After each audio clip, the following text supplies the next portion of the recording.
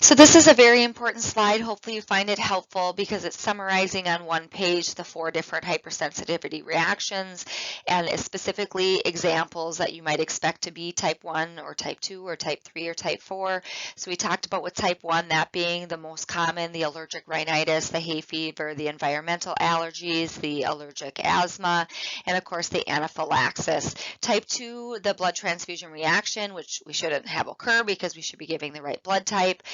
Type 3, rheumatoid arthritis, systemic lupus, and some of those autoimmune disorders. And then delayed type 4 is going to be your poison ivies, your TB skin testing, and then the transplant rejections. This slide summarizes autoimmunity because the immune system fails to recognize the body cells or the healthy tissues as self.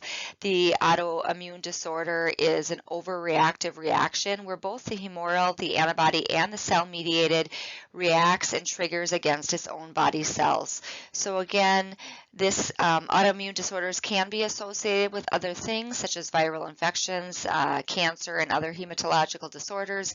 So there's a lot of testing and studying done, but currently no cure, just treatment and management of disease and management of symptoms such as anti-inflammatory drugs. Also immunosuppressive drugs, we'll talk more about them specifically.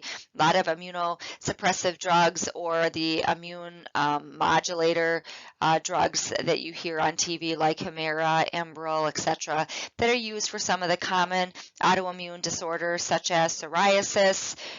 You've seen commercials for plaque psoriasis, systemic lupus, rheumatoid arthritis. Those are some of the big ones, but Crohn's disease is autoimmune, diabetes is autoimmune. Those are some of the most common that you should be aware of. So the correct answer here is A. Remember that administration of epinephrine is a very high priority as quickly as possible after an anaphylactic reaction. Correct answer here is A, type 1. Anaphylaxis is the systemic type 1 hypersensitivity reaction. And remember, we have all of the local, which would be your asthma, your environmental allergies, your allergic rhinitis, etc. So what should the nurse do first? The patient's getting penicillin, is developing an anaphylactic reaction. Well, the first thing would be to turn off the antibiotic D. Next, we're going to call the rapid response team, and we're going to get help immediately, but that drug needs to be discontinued. We would change the IV tubing similar to if they were having a blood transfusion reaction, and we would change all of the tubing and hang normal saline 0.9% sodium chloride and start giving fluids immediately. Epinephrine would be administered immediately, and we can repeat that every 5 minutes. Of course, we're going to elevate the head of the bed. If they're having breathing difficulties, if they're hypotensive, of course, we want it flat and we want them in with their legs elevated if they're in shock already. So it sort of depends on at what point they are. And again, we're going to educate, reassure the patient and family as best we can during this acute emergency. So you can look back on this, but feelings of doom, apprehensive, they may have a flushing, warmth feeling, urticaria, which is the hives plus itching, certainly the tachycardia, the hypotension as we have the vasodilation and the development of circulatory or distributive shock. Of course, we have all of the respiratory that are going to be our highest priority: shortness of breath, edema of the larynx, epiglottis, airway obstruction, hoarseness, stridor, wheezing, chest tightness, again, that angioedema, that edema of the face, etc. The correct answer here is B. So most of the rest of this PowerPoint is review, and it's going to be a lot of the responsibility of the student to review it and make sure that they understand. We just want to make sure that we have covered and reviewed infection control principles. Of course, this is looking at the chain of infection, and hopefully you remember this very well as far as how this is going to work, and of course how hand washing is the best way that we can break the links and break the cycle of this chain of infection. So the infectious agent agent. Again, we want to eliminate the causative organism by hand hygiene, by sterilizing surgical instrument, by food safety measures and washing fruits and vegetables, etc., safe drinking water, vaccinations, antibiotics if people are ill, and then just disinfecting surfaces and objects. The second link interventions that we can do to prevent spread through reservoirs would be standard precautions, would be treating people who are ill all as if they are infected, and making sure that we have very good cleaning processes for storing equipment, and once we do have a patient leaving, that we are 100% decontaminating that environment and all the equipment in it. Interventions that we can do to prevent spread via the portal of exit would be covering coughs and sneezing and coughing into your elbow.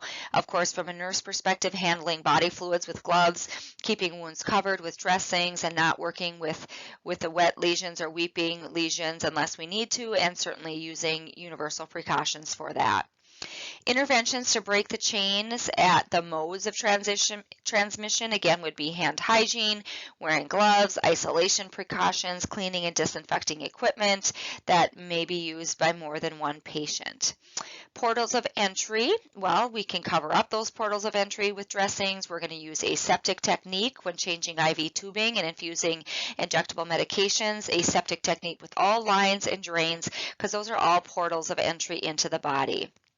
Eliminating any tubes as quickly as possible, such as catheters and lines and drains that are portals of entry, removing those as soon as they are able to be removed. And then interventions to minimize risk to susceptible hosts. This would be vaccinations. This would be people getting the flu vaccine, the pneumococcal vaccine. Also, minimizing risk to susceptible hosts would be anybody who is immunodeficient, if we have them on neutropenic precautions or bleeding precautions. Again, good nutrition, good skin care is also very important. Sepsis is a very high incident disorder or problem that you're going to see patients have. So we know a lot about infections, but I just want to make sure that we understand if somebody has a systemic infection and has sepsis in their blood, that this is very, very serious, and that we need to have very specific protocols to make sure that we're handling it the same each and every time.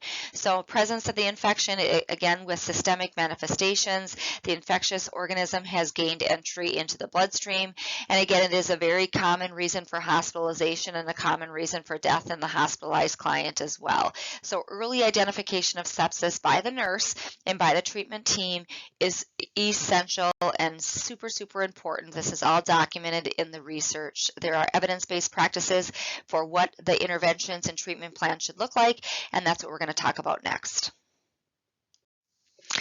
Sepsis will progress at different rates based on each individual situation, but again, a local infection is the initial problem, and then it's become a systemic infection like an early sepsis, and then they will go into SIRS, which is a systemic inflammatory response syndrome, and then they can go into severe sepsis, which is going to be your organ failure, and then they can have multiple organ dysfunction or multiple organ failure and go into septic shock, and of course they can die from their sepsis. So early identification is crucial.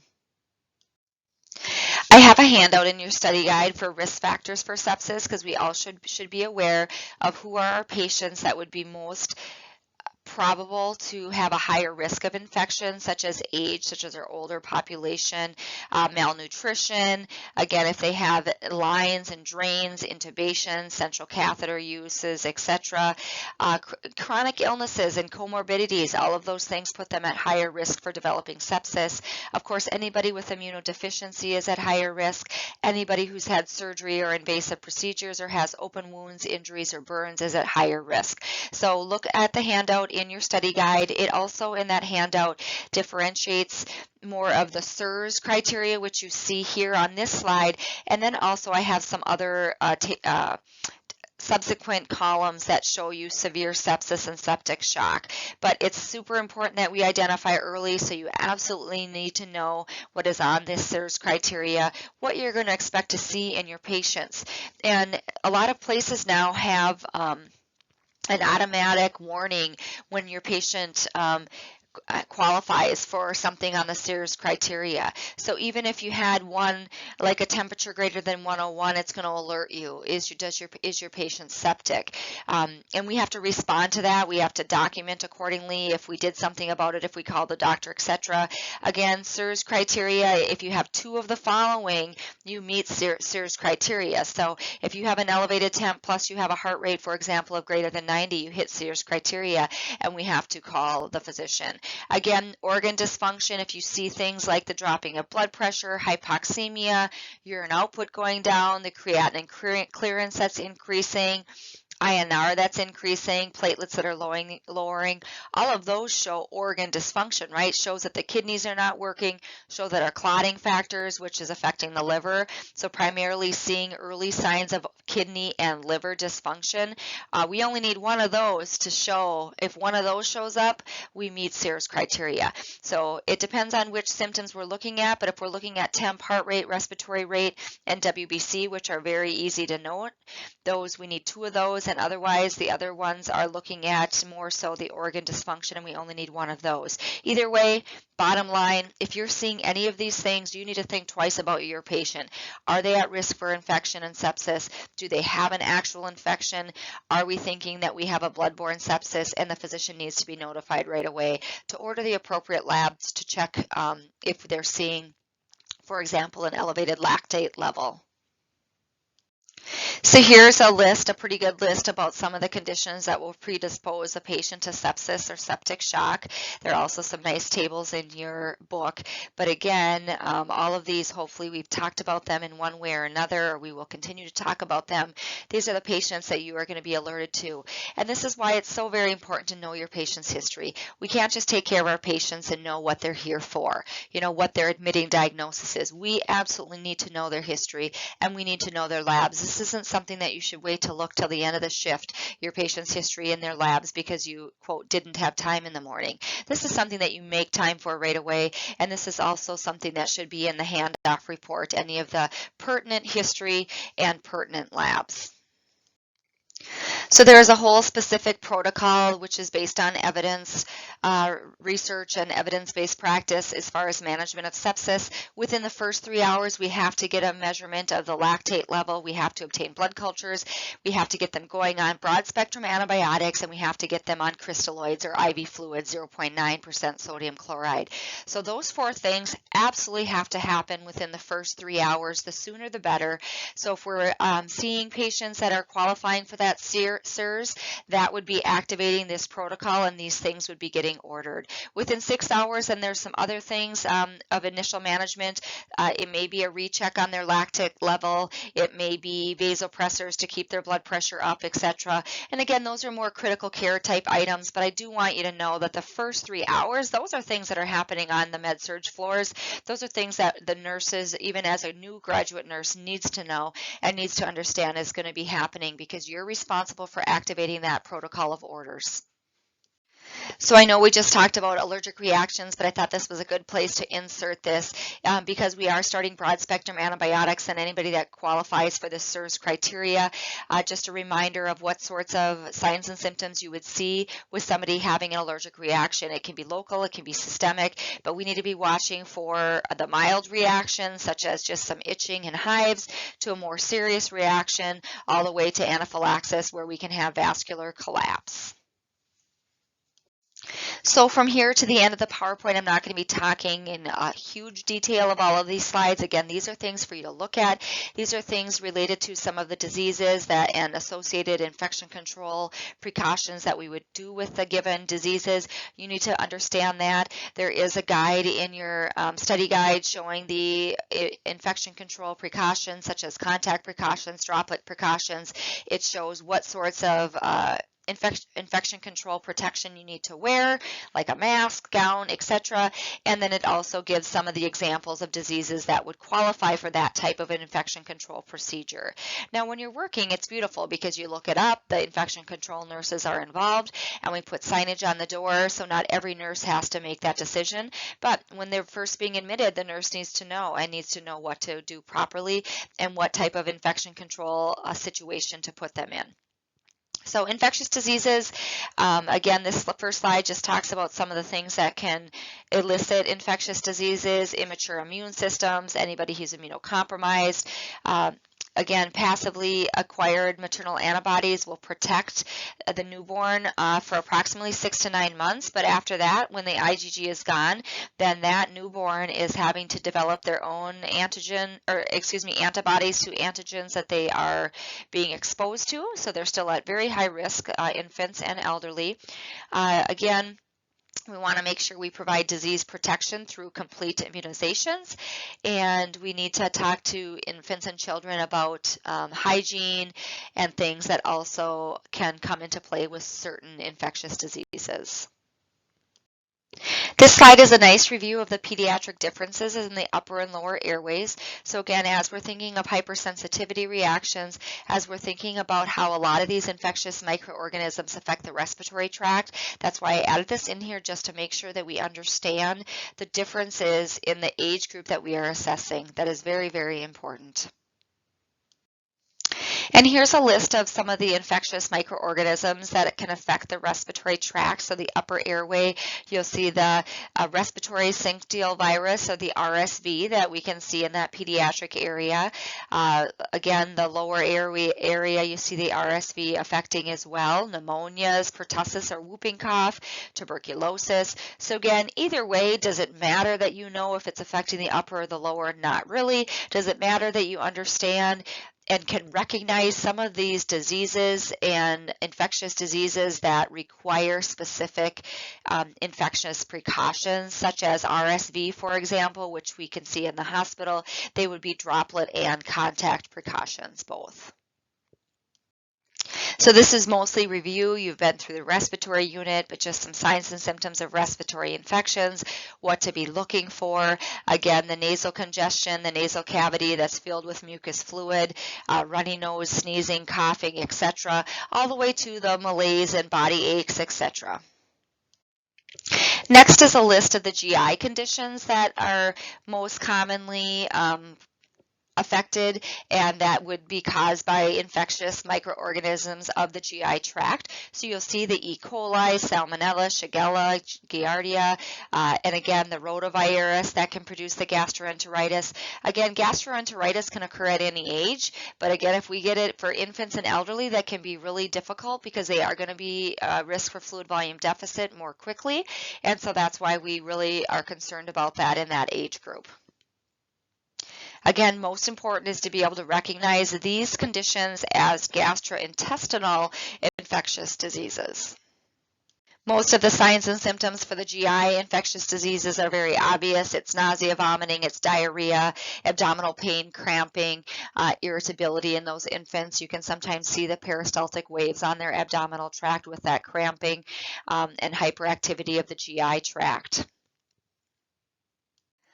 So this slide is reviewing varicella, which is the chicken pox, and measles, which is also known as rubeola.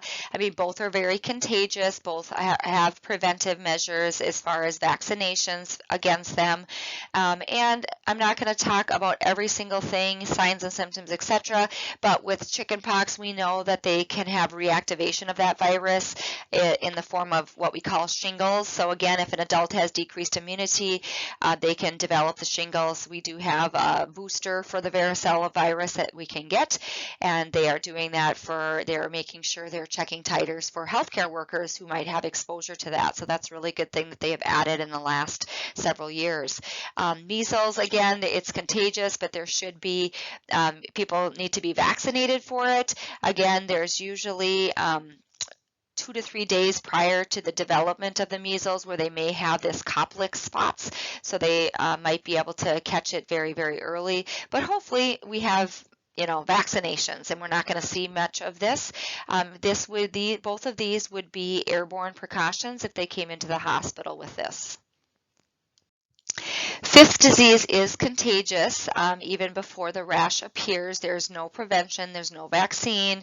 Good hand washing is super important. Fifth disease usually is on a rash spreads to the trunk, arms, and legs. They may have a low-grade fever, a malaise, headache, and other flu-like symptoms. Usually lasts about 1 to 3 weeks. Again, you can definitely see the fifth disease as the red rash on the face. It almost looks like they've had a slapped cheek. And fifth disease will be droplet and contact precautions. So we do have a vaccine against the smallpox or variola virus. Again, this can be a longer duration. You see these fluid-filled, painful blisters that can happen. But again, hopefully this shouldn't be something that we're seeing because we have that vaccine that will help for the prevention. This patient would be droplet and contact precautions if infected. Mumps is also highly contagious. You'll see a lot of the flu-like symptoms, fever, muscle pain, headaches, malaise, and can, last for 7 to 10 days. And typically, you would be, we wouldn't again see this because we have the mumps vaccine, but if they do have mumps, they would be contact and droplet precautions. STIs you covered in the reproductive area, but again, this is just a slide talking about the prevention and teaching that is involved with STIs. So since we are talking about infection control and infection control practices and prevention, that's why I have it here just as a reminder.